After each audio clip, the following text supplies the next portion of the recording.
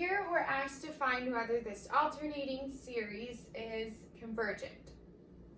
So since it's an alternating series, we'll be using the alternating series test.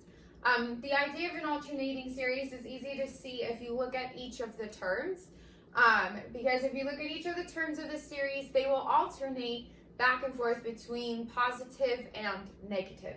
That's the name. Now the structure of that series always looks like some term times -1 to some power of n. Here we have just to the power of n, and here we have n plus 1. You could have n minus 1.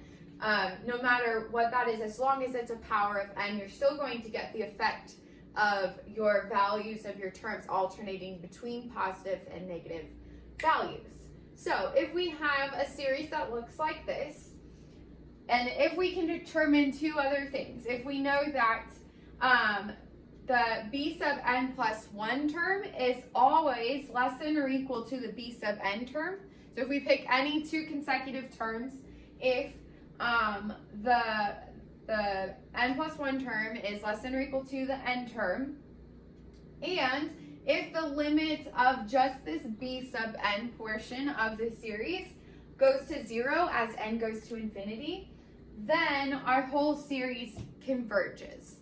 And so we're going to use that to tell whether this series here converges. So first we need to recognize that our b sub n in this case is 1 over the square root of n plus 1.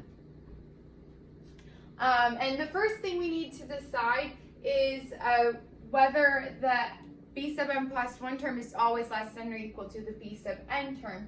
So we can also look at the b sub n plus 1 term would be 1 over the square root of n plus 2. Now if we look at these, we know that n plus 2 is always going to be greater than n plus 1. Here we're only working with positive n, so this is always true. I'll go ahead and say that when n is greater than 0.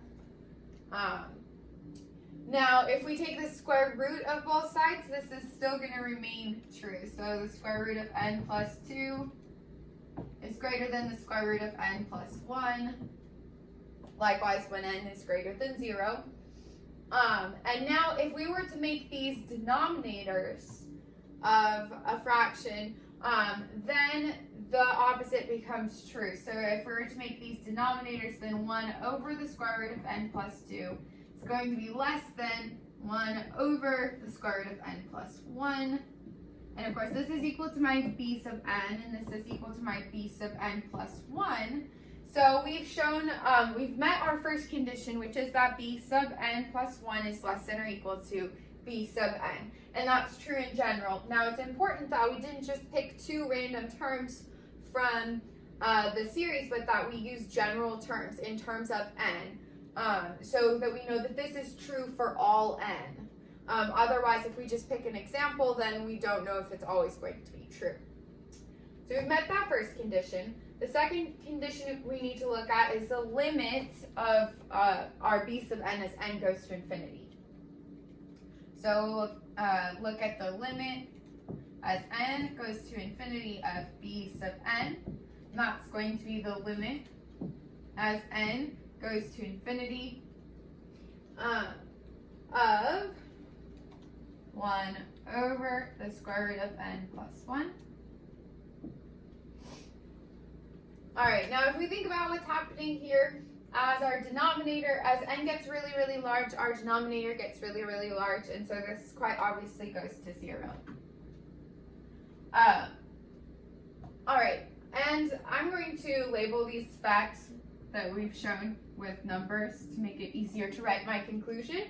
So now that we have met both those requirements, here in the alternating series test, now we can conclude that our series here does in fact converge. So I'm going to say by facts 1 and 2, we can use the alternating series test to conclude that the sum from n equals 1 to infinity of -1 to the n plus 1 power over the square root of n plus 1 converges. And again, just a reminder, as we use any theorem, it's important to make sure that we've met all the conditions before we use the conclusion for the theorem. And so here, it's easy to kind of forget to do one or the other.